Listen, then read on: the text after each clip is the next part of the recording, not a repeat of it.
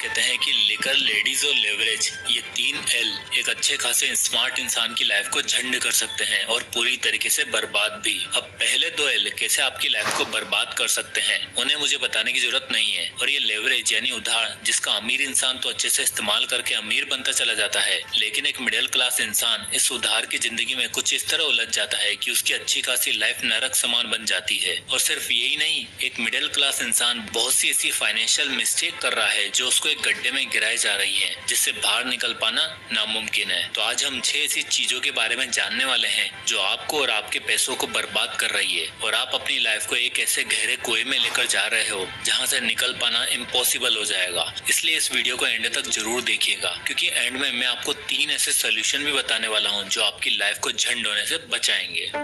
Mistake number 1, invest late. इस देश में बहुत से ऐसे लोग हैं जिन्हें पैसा कमाना तो आता है, पर बचत करके उसे सही टाइम पर इन्वेस्ट करने में इन्हें थोड़ी तकलीफ होती है। और आप देख ही सकते हैं कि इंडिया में 27% एडल्ट्स और 17% टीनेजर ही फाइनेंशियली लिटरेट हैं। इन्हें ये तो पता है कि पैसा कहाँ और कैसे कैसे खर्च करना है। सैलरी आते ही निकल पड़ते हैं आईफोन लेने, पार्टी करने, शॉपिंग करने। पर जब सवाल आता है इन्वेस्टिंग करने का, पैसिव इनकम सोर्स बिल्ड करने का, तो इनसे नहीं हो पाता, क्योंकि इन्हें लगता है कि जब सैलरी बढ़ेगी, लाइफ सेट हो जाएगी, तब इन्वेस्ट करूंगा। अभी टाइम ही टाइम है। और देखते ही देखते ये टाइम कब निकल जाता है पता भी नहीं चलता। और इंडियंस अपने पैसों को कैसे डीवैल्यू करते जा रहे हैं, आओ इसे एक एक्सेल शीट के थ्रू समझते हैं। तो मान के चलो, अगर आज आप 22 साल के हो और आप अपनी सैलरी से हर महीने मैक्स 5,000 रुपए बचा लेते हो और उसको SIP के थ्रू इंडेक्स फंड में इन्वेस्ट करते हो, तो आप देख सकते हो कि ओवर द ईयर आपको 13% के हिसाब से कितना रिटर्न मिल रहा है। अब यहाँ मैं मानकर चल रहा हूँ कि आप अपनी बढ़ती इनकम के साथ हर साल आप अपना इन्वेस्टमेंट अमाउंट भी 10% से बढ़ाओगे, तो आप देख ही सकते हो 10 साल बाद यानी 32 की एज तक आपके पास 17,70,000 रुपए तक का कॉर्पस जमा हो जाएगा। फिर 20 साल बाद यानी 42 की एज में आप देख सकते हो कि 34 लाख रुपए के आसपास आप इन्वेस्ट कर चुके होंगे और आपकी वेल्थ हो चुकी होगी 1,10,00,000 रुपए। यानी मात्र 5,000 रुपए की इन्वेस्टमेंट से 42 की एज तक आप रिटायरमेंट दिलाने वाला अमाउंट आपके पास होगा। और अगर मान के चलते हैं कि आप 30 साल तक यानी 50 प्लस की एज के हो चुके हो, तब आपके पास 5,20,00,000 रुपए का कॉर्पस जमा हो चुका होगा। ये एक नॉर्मल आइडियल सिचुएशन। पर हम तो ठहरे जेनजी, मिलेनियल। हम इन्वेस्ट करना शुरू करेंगे 32 की एज से और हम इनसे ज्यादा अमाउंट इन्वेस्ट करेंगे और हम करेंगे 10,000 रुपए इन्वेस्ट। तो चलो आपका भी दिखा देते हैं 10 साल लेट होने का नतीजा। अगर आप 10 साल बाद इन्वेस्टिंग शुरू करते हो तो 42 की एज तक आपके पास सिर्फ 24 लाख रुपए की वेल्थ होगी। वहीं पहले केस में आप करोड़पति बन चुके थे। और आप देख सकते हो कि जहाँ पिछले केस में आपके पास 52 की एज में 5 करोड़ से ऊपर तक की वेल्थ थी, वहीं 10 साल लेट होने की वजह से 57 की एज तक भी आपके पास सिर्फ 2,20,00,000 रुपए ही होंगे। और आपकी 10,000 रुपए की मंथली इन्वेस्टमेंट भी आपको 60 की एज तक रिटायर नहीं होने देगी। ऊपर से लेट इन्वेस्टमेंट करने की वजह से आपको इन्फ्लेशन की मार भी झेलनी पड़ेगी, क्योंकि हर साल 8 से 9% के रेट से आपके पैसों की वैल्यू घटती जा रही है। तो देखा आपकी लापरवाही का नतीजा।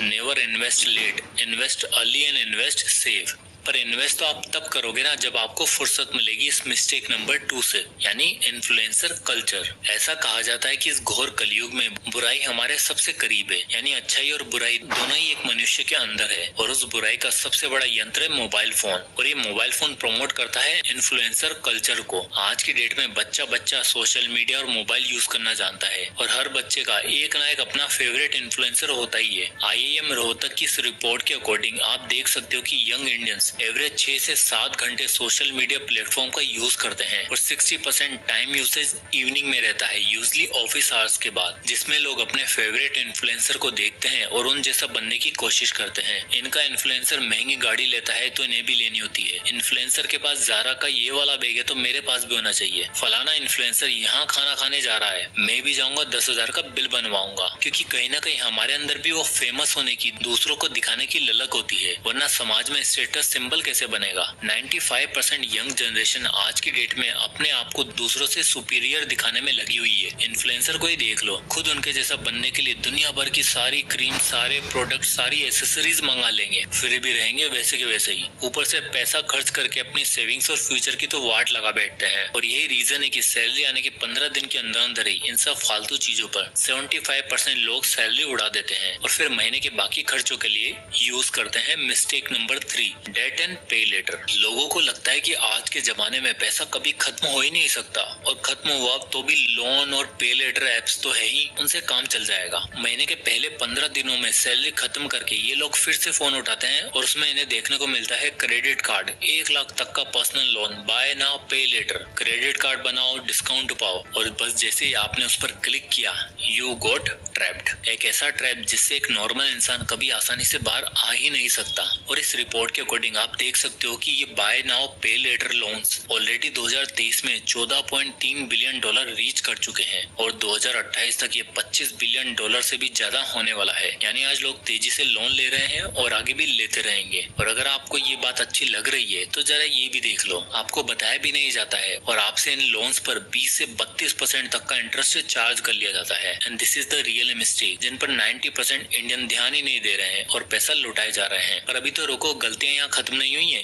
इस लोन ट्रैप में फंसे रहने के बावजूद हम इंडियंस एक और बड़ी गलती करते हैं। Mistake number 4, buy things online. Blinkit, Zomato, Zepto, Swiggy, आज की डेट में आपका रोजमर्रा का हर छोटे से बड़ा सामान इन एप्स पर मिल जाएगा। आज की जनता इतनी आलसी हो गई है कि खुद नीचे उतर के सब्जी खरीदने में इन्हें आफत लगती है, और अगर उठते भी हैं तो सब्जी वाले से मोल भाव करते हैं। वो ऑनलाइन ऐप पर ऑर्डर करते समय जो रेट दिखाई देता है उस पर तो तुरंत क्लिक करके ऑर्डर कर देते हैं। देखो, सब कुछ ठीक है, सुविधा, ऑन टाइम डिलीवरी, सब कुछ सही है, पर ऑर्डर करते टाइम एक चीज जो 90% लोग इग्नोर कर देते हैं वो है platform fees, handling charges, extra taxes, जो 100 रुपए के आइटम को 150 से 180 रुपए का बना देता है। जरा इस आर्टिकल को देखो, इसमें आप देख सकते हो कि जोमेटो पर एक कस्टमर ने मुर्गन इडली शॉप से 6 इडली मंगवाई, जिन पर रेस्टोरेंट का बिल था 132 रुपए, पर जोमेटो पे शो हुआ 198 रुपए, और बाकी सारे आइटम के चार्जेस भी काफी हाई हैं। तो यहाँ आप क्लियरली देख सकते हैं कि एक्स्ट्रा रेट के ऊपर भी कई platform, delivery charges, handling charges और टैक्स लगाकर आपसे एक्स्ट्रा पैसा लिया जाता है। अब यहाँ मैं ये नहीं कह रहा कि जोमेटो गलत है या किसी ऑनलाइन प्लेटफॉर्म से सामान मत मंगवाओ। ऑब्वियसली अगर आपको किसी दूर के अच्छे रेस्टोरेंट से फूड ऑर्डर करना है तो आपको ये कॉस्ट बियर करना ही पड़ेगा, पर जहाँ बचत हो सकती है, जहाँ आप थोड़े से एफर्ट डालकर कुछ पैसा सेव कर सकते हो, वहाँ भी आप ये काम नहीं करते और अननेसेसरी पैसा खर्च करते हो। अब खाने के अलावा जिस चीज की आज इंडियंस को सबसे ज्यादा लत लगी हुई है वो है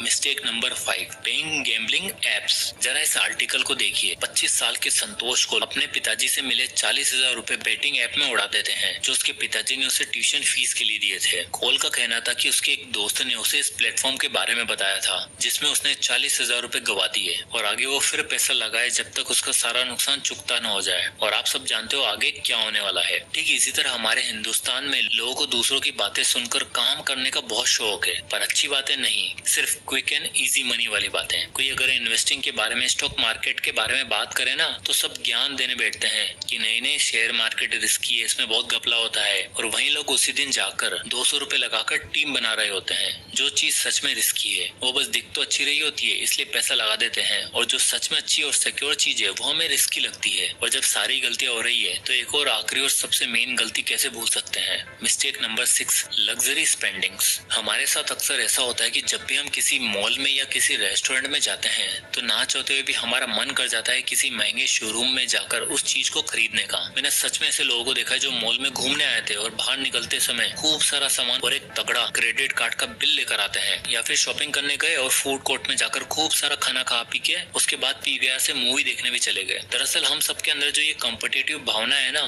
कि हम अपने आप को दूसरों से सुपीरियर दिखाएंगे, उसका फायदा ये लग्जरी ब्रांड, मॉल्स और पीवीआर खूब अच्छे से उठाता है। इसके पीछे की साइकोलॉजी, आप किसी भी मॉल में जाओ, वहाँ सबसे पहले आपको शो पीस और लग्जरी दिखाने के लिए गाड़ी या मोटर व्हीकल डिस्प्ले में लगा होता है, और उसी फ्लोर पर सारे लग्जरी ब्रांड की शॉप मिलेंगी। फिर एलिवेटर को इस तरह से प्लेस किया जाता है ताकि ऊपर चलते वक्त आपकी नजर सारे टॉप ब्रांड्स की शॉप पर पड़े। फिर अगर आप ग्राउंड से फर्स्ट फ्लोर पर बिना खर्चा किए सर्वाइव कर गए, फिर थर्ड फ्लोर पर जरूर आप एक ना एक कोई ऐसा ब्रांड दिखेगा जहाँ पर बाकी सारी शॉप से बढ़िया और अच्छा सामान मिल रहा होगा। और फूड कोर्ट तो आप हमेशा देखोगे ही कि मॉल के सबसे टॉप फ्लोर पे होगा, क्योंकि इनका मानना है कि लोगों को पहले शॉपिंग करवाओ, और जब शॉपिंग करके वो थक जाएं या फिर शॉपिंग भी ना करें तो टॉप फ्लोर में आके ही सही बट एक अच्छा खासा अमाउंट उस मॉल पर स्पेंड करके जाएं। आईफोन, पीवीआर, ज़ारा, अरमानी, इन सभी लग्जरी ब्रांड की स्ट्रेटेजी होती है, और हमें लगता है ये सब हमारी सुविधाएं के लिए तो बनाया गया है, तो क्यों ना स्पेंड किया जाए, पैसा उड़ाया जाए। और इस लाइफ का एक अहम खर्चा मानकर गर्व से स्पेंड करते हैं, जो बदले में हमें लग्जरी स्पेंडिंग की आदत डाल देता है। और पैसा न होने के बावजूद भी हम इन ब्रांड्स और और लग्जरी आइटम पर खर्चा करना पसंद करते हैं। चलो गलतियां तो बहुत हो गई, बता भी दी,